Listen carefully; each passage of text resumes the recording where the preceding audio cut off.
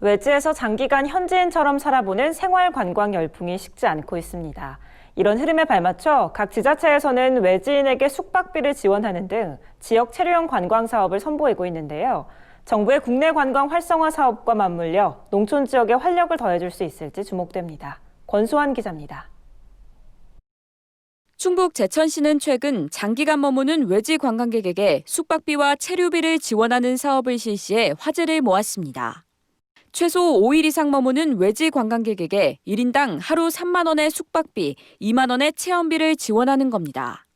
단 지원을 받으려면 7곳 이상의 여행지를 방문하고 SNS에 여행 후기 등을 올려야 합니다.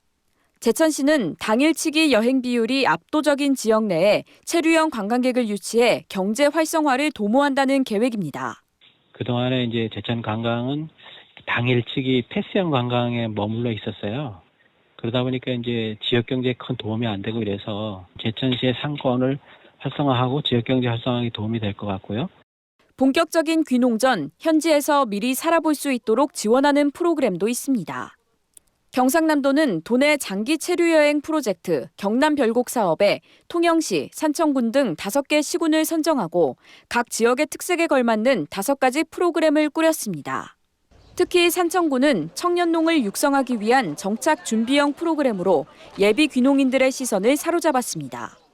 정착을 위한 거주지와 생계 유지 수단을 찾는 활동을 지원하며 이 기간 동안 하루에 숙박비 5만 원과 체험비 3만 원을 지원합니다.